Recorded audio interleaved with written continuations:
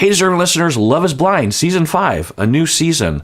Let's watch. I feel like it's Christmas morning in a sense. I mean, I guess really, because we don't know any of these individuals, and by the end of watching this whole series, we will have our opinions. We will get to know them in terms of the edits. Who knows if it really represents who they are.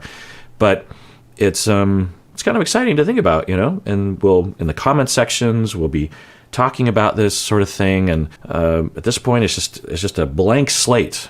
So let's get into it. Let's watch. Come on. And that's where it started. I was like, I am good at this. I can already tell you're like the fun girl when you're out. Yep. Which I love. Stacy's very loud and fun, and it's exciting because that's how I am. At the bar, I'll walk by and I'll smack your ass and then I'll laugh about it. Oh my God, yes. I'm just like raunchy and weird and like. What do you define? I'm looking at my notes here. Stacy is her name.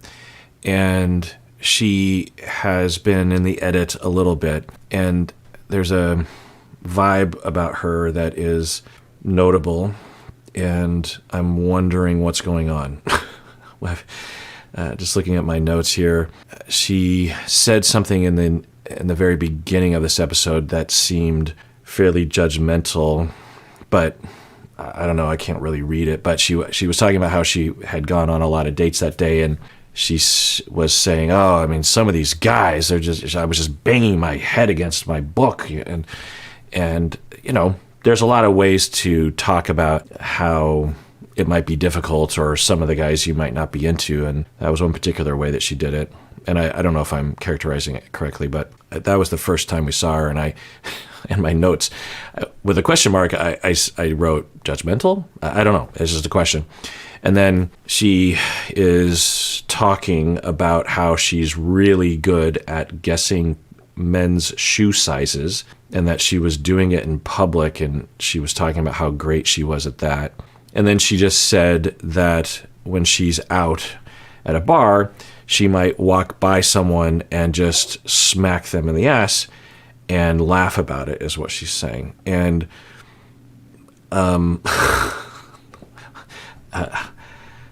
non-consensual spanking in public, it's not okay. What if someone did that to her? I'm guessing that wouldn't be appreciated. I'm strongly recommending that people never consider doing that in public. You can certainly say something to someone. You could say, hey, how are you? Or I like your hat. But to put hands on like that, not okay. So what does that say about her personality? That's always what I'm trying to gain data around.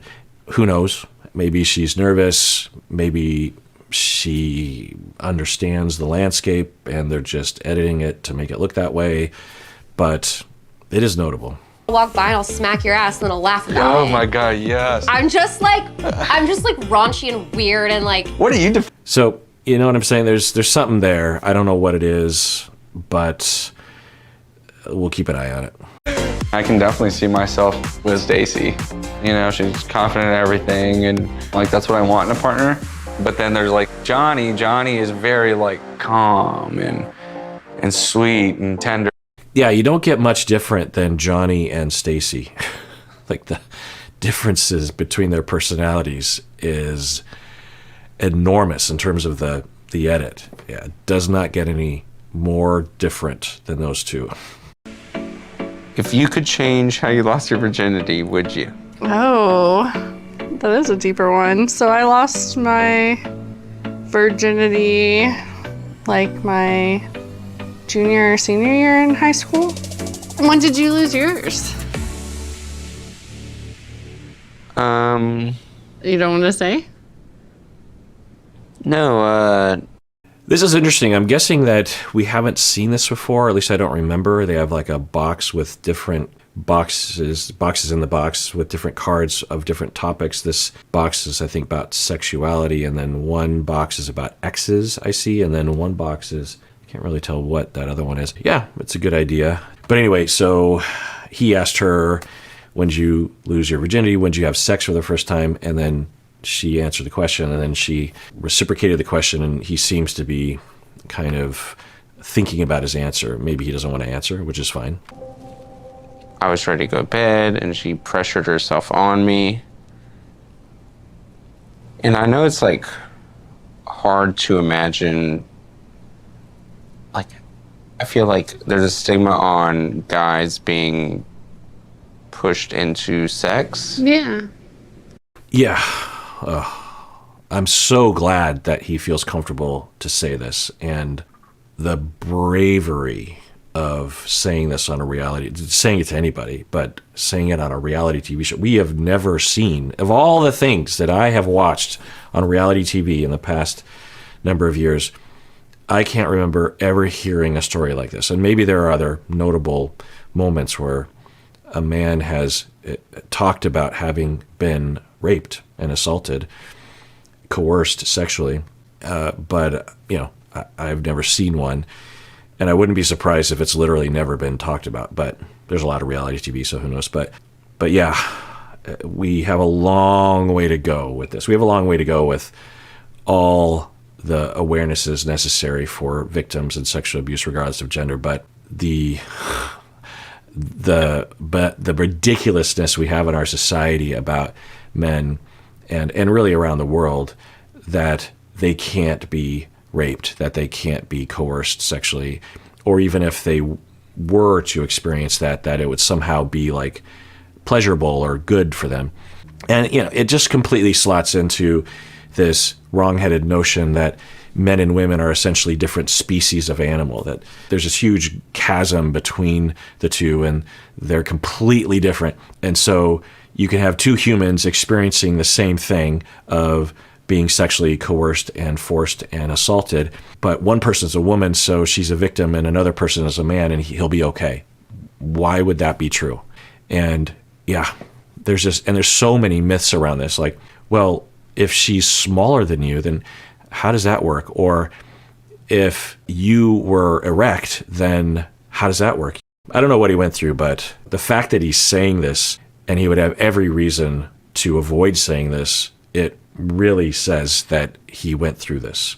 Now, we don't know the circumstances. We don't know what state of mind or what was the motivation for the woman that he's talking about. But either way, he was victimized, and maybe he doesn't have trauma effects afterwards, but in all likelihood he does. I mean, the fact that he couldn't talk about it with anyone and he couldn't reveal it to anybody is, it's pretty awful. So I'm really glad that he's able to talk about it. And now I'm wondering, like, if you're Johnny, I think she's really into Izzy, right? I'm looking at my notes.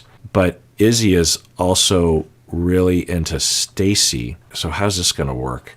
I guess in my heart, I want Johnny to pick, what's his name? Is it Chris? Yeah, that's Chris, right? Also, Chris fosters dogs, and that's the same guy, right? He's a saint. Anyone who fosters dogs is a saint in my eyes. I hope that Chris meets somebody, at the very least. So, I mean, who knows? Maybe Chris is a big jerk face. I guess we'll find out. Getting on top of me, and I specifically remember saying no. Yeah. Like multiple times, like, no, I don't want to do this. Yeah. But I just felt pressure from her, and then, like, that's how I lost my virginity. Okay. Yeah.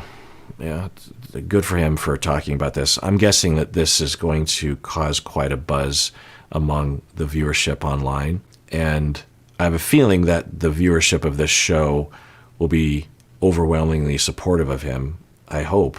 Glowing. And for me, like, to hear you say that, it's like, oh my God. Like, I like your vibe. I like your energy. It's so weird because I want to feel you. Yeah. How did the rest of your dates go? Great. I mean, they went well. Yeah. But I'm going to be brutally honest. Yeah, be honest. You're my number one. Whoa, wow, that's flat. Thank you. Okay. You imagine this happens a lot and they don't necessarily include it in the edit, right? Because all the people who don't end up, I'm going to take a guess and say that at the very least Izzy ends up. Of course he does. Everyone loves him. There's at least 3 women that Lydia, she has him, and she's doing the hard, sell right now, trying to get out ahead of the competition maybe. And looking at my notes here. And then Stacy also, she also had Izzy as the number 1. And I think Johnny also has Izzy up there anyway. I think there was someone else in there. And Yeah, I think, I don't know if I said this in a video reaction or not, but I remember thinking I could see how a lot of women would like him given the way that he talks about things. So that's, I feel like I said that. And we're seeing the result of that. So this is kind of an awkward moment because I think he doesn't have Lydia as his number one. For me, with you, I didn't get like a boring moment at all. I know you have other connections here. Yeah, I have made connections with a few of the other girls. I will not lie to you about that. I know you told me I'm your number one, but like, are you having any other connections with anybody? I mean, maybe he's just making conversation, but okay, well, I'm your number one, but who's your number two? Because there's a lot of great guys around here. I mean, what are you supposed to say under those circumstances? Else? I have, but they haven't been in the same level. And I just trying to follow my gut. You know what I'm saying? Yeah, as you should. I've connected with some people. Yes. Like I'm the type of person that it takes me a while. I got to sit and process things. It's kind of hard. Okay, so he said, I'm still thinking about things. Yeah, okay, and maybe that's true, but it sounds like Lydia is not a number one for him. I suppose he doesn't know if his number one or someone that's higher would have him as the number one, because maybe Lydia's getting out ahead of the game. But yeah, I guess given what we're seeing, I wonder if it would be kinder to Lydia to tell her now that there's probably not a good chance. But I don't know what's going on in his heart. Reflect and weigh things out. Well, I hope that you don't forget about me. Oh, no, absolutely not. I will not forget about you. I knew it was you the minute I heard your voice, so you're definitely Aw, good. you're so sweet. That is so nice. I wish I could be all night here talking with you. But you'll tell me that another day. Golly, I know that when my wife watches this, that she will be cringing. She really doesn't like, I mean, if I'm cringing, she will really be cringing, I think. Like, she can't watch Curb Your Enthusiasm, those kinds of shows. She just, it's like physically painful for her to watch those kinds of scenes. Yeah, but, Lydia she's reacting really well. I guess we'll find out, but maybe for her, it'll be a bummer, but she'll bounce back. But then you think, what if this goes the way I think it will, which they won't end up together, and then she picks the second one, and since she just said, I don't know if I included it, but she just said, basically, yeah, I've met some other fellas that seemed kind of nice, but nothing compared to what we have. Anyway, the fact that Lydia is even being highlighted as much as she is, I'm guessing that she does. I don't know why I care to predict the future. Let's just watch. I used to play the guitar as well. I haven't touched it in years. Well, I still I'll have be a guitar honest hanging and on my say wall. that it's not like like I need to get more into practicing, but I So have do I. definitely I've taken classes. I took classes in college, and I have a Fender. And I have a Fender as well. Yeah. Is it acoustic? And I have a Fender as well. This one, and this one, a bass, and another one. Hello? Hola, mi amor. I'll miss you. Well, now I'm confused because it appears that he doesn't know who's showing up. And then Lydia walks in. I mean, at first I thought he was going, yes, Lydia, but that, I don't think that's what. So, wait, is he quietly bummed out that Lydia is there? Well, I guess we'll find out. Hello? I'm here. What's up?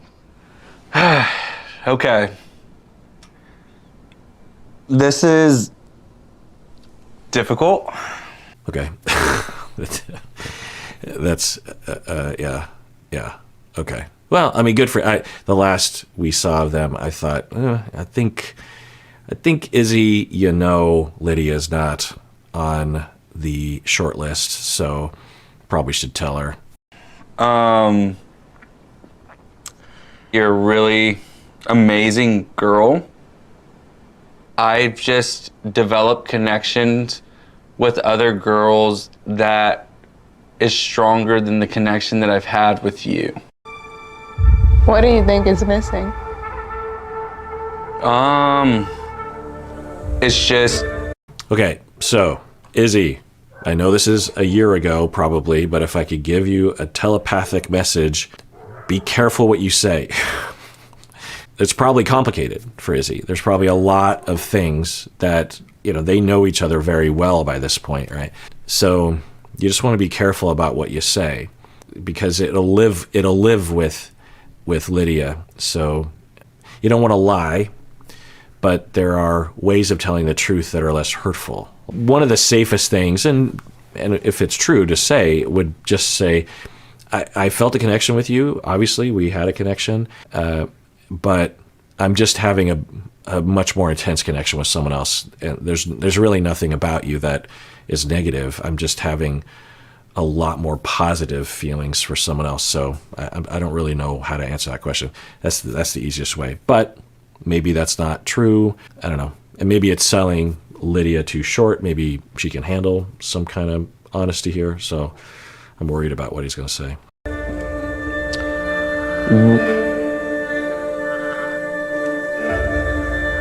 Just please tell me why.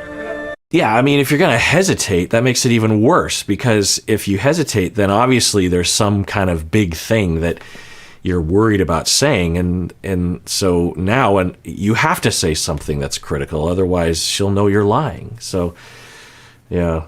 There has to be a reason. I'm just like evaluating everything. I think it's just like the chemistry for me. Yeah, if you would have said that up front and more definitively, then I think it would have been more believable. But now Lydia's like, I don't believe that crap. Now, Lydia doesn't have some sort of constitutional right to make him answer that question, but I could see her thinking, what's going on here? Now, I hope that Lydia manages okay. It's absolutely, this is devastating, to us. Obviously we're not in their shoes and we don't see the progression. They're in the pods for I think 10 days ish, and this could be 5 days in, who knows, or at the end. Sometimes they'll do that. I've heard from cast members that the proposals might be on the last day of the 10 days or 7 days, but they'll put it in the first episode, making it look like it happened on the second day or something. Anyway, so we don't know where this is, but at the very least, we could imagine that's very intense. So she can be very hurt. This would be very devastating and really difficult to deal with. And maybe even some anger and some frustration, feeling like, hey, you should have told me earlier, or why not me? I thought we have a thing. You're going to get together with one of those other people? I thought we had a thing.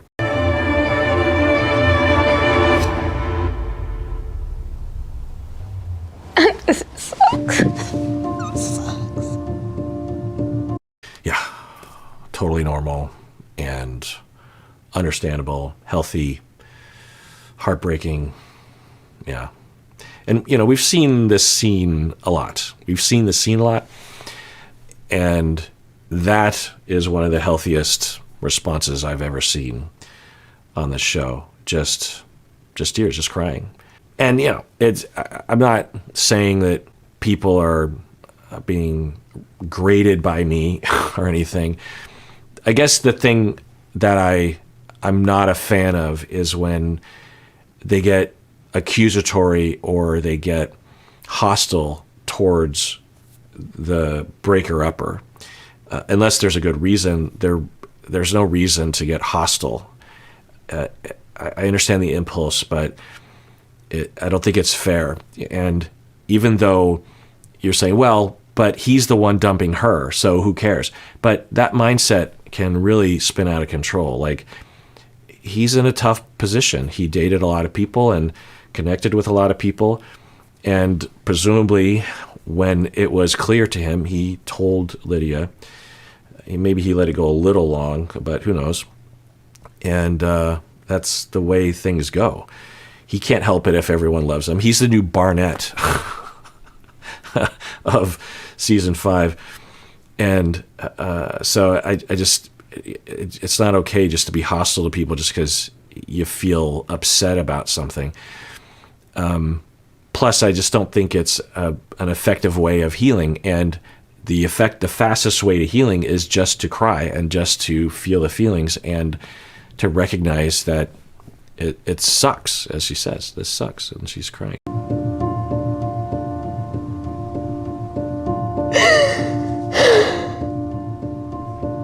I had no intent to make you feel this way. He could be a little warmer if I were to grade him. He's being pretty matter of fact. He could say something like, "Oh my God, I'm so sorry. You are a great. You'll find. I don't know. Well, that would be reassuring, which isn't necessarily helpful.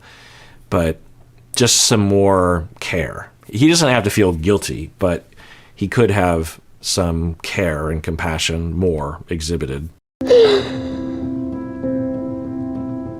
I crave so hardly and so badly to be loved. Wait, what'd she say? Let's rewind that. I crave so hardly and so badly to. I crave so hard and so badly to be loved. Oh.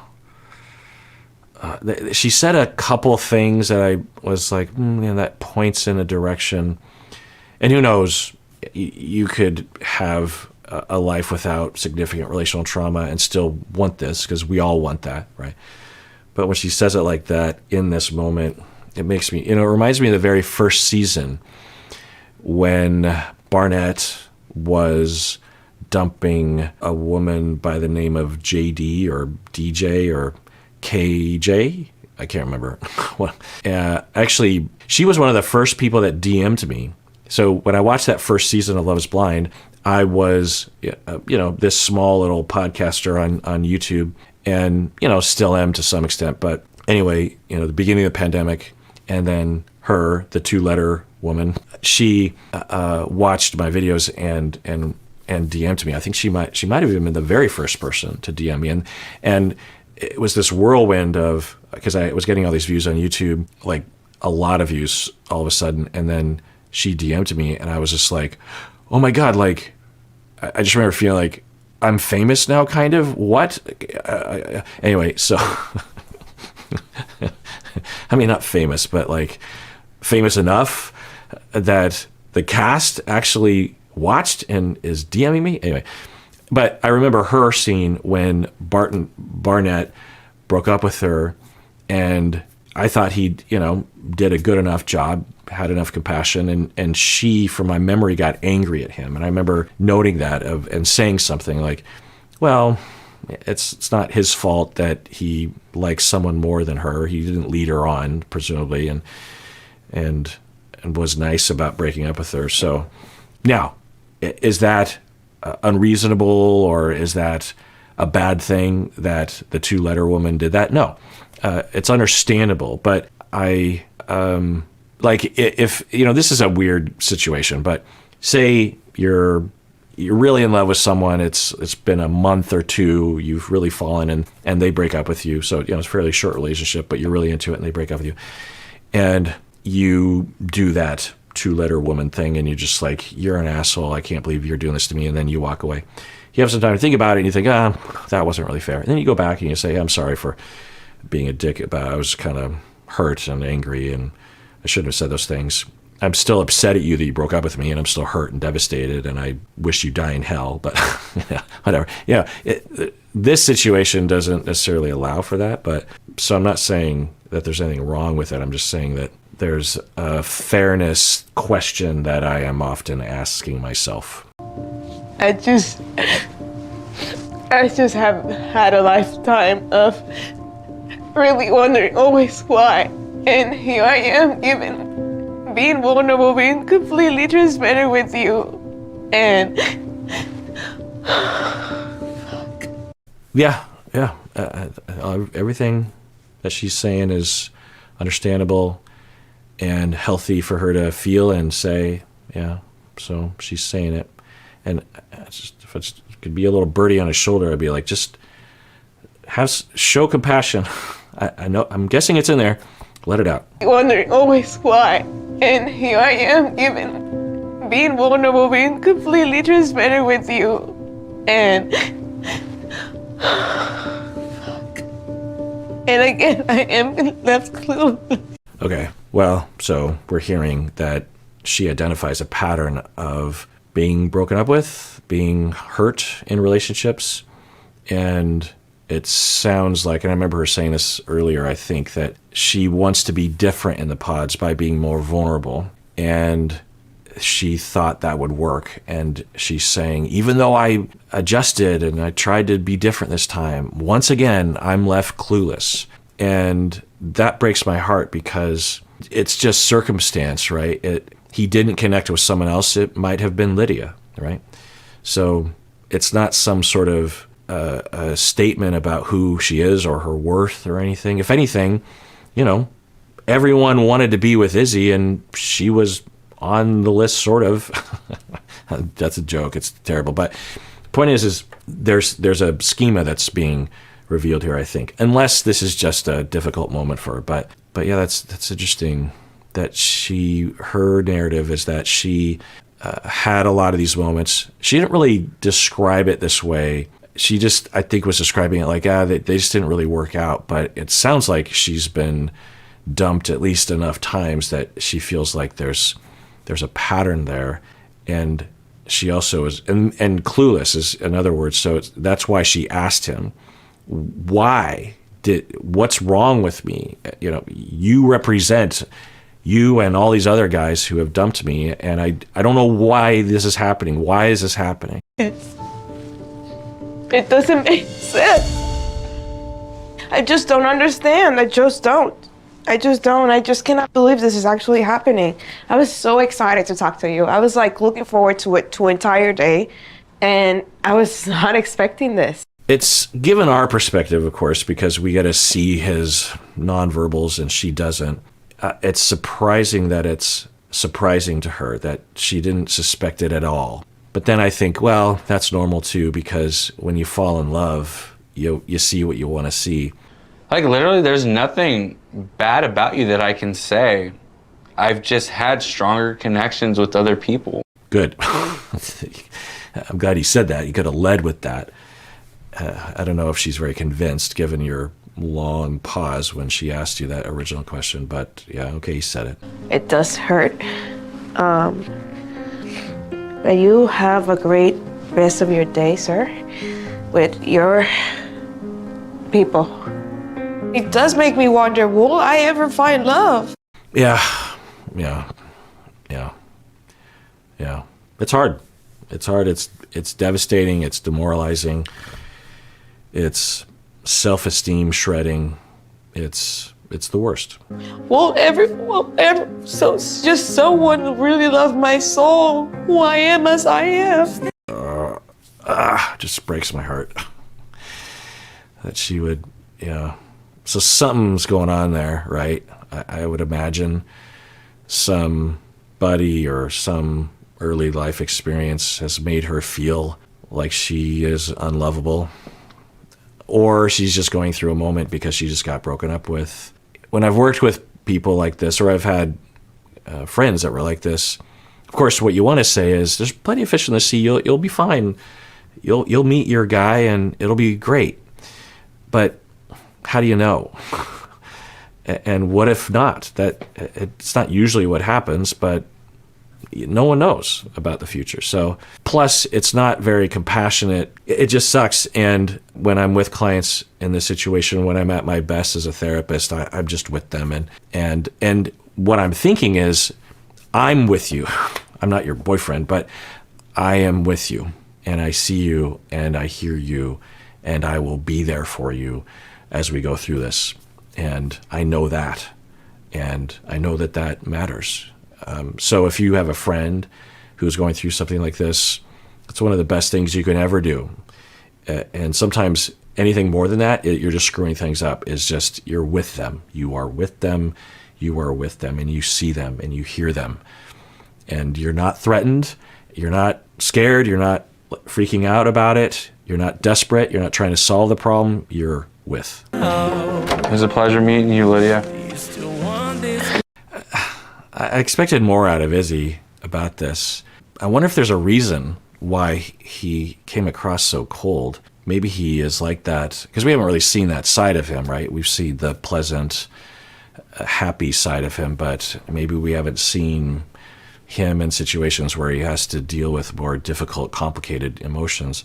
And he's coming across, I mean, verbatim, there's nothing that he said that was bad, but there's just a coldness to it, right? It was a pleasure meeting you. Yeah. I mean, I don't know. I guess we'll find out. We'll note it about it. And so I'd be surprised if Lydia decides to go with someone else, but we'll see. Easy. He just. It was like, oh, I just have stronger connections other ways. You are deserving of somebody who is totally sure of what they want and what they have. He's not seeing that. He's not for you. Yeah, that was a great thing to say. Lots of eye contact, intensity, and yeah, it's not saying something unreasonable about Izzy, but it's saying something that's very true. And it's also valuing Lydia's worth, saying you deserve someone that loves you and sees the greatness in you. So yeah, that's a good thing to say. All right, well, let's adjourn there. I want to give a shout out to the YouTube members who are on the middle tier. These are called our more deserving viewers. We have Danny, good old Danny, Brittany, Joy, Paula, and Deedham, good old Junie. You can check out Junie's YouTube channel that is about journals, making journals, like physical journals. It's a great YouTube channel. You can go to that channel. I'll spell it Juni, and last name Desiree, Desiree. So go to her channel. She's, even if you don't like making journals, she's just a very soothing voice and a good person to kind of interact with. Bystander, Beatrix, Olala Creations, Brian Bites, Amber, Eliza Aiken, Shanna, and Allie. Thank you so much for becoming members and also being a middle tier member. That's really awesome. And there's workers outside making a lot of noise. I don't know if you can hear it. And everyone, please take care of yourself because you deserve it. You really, really do.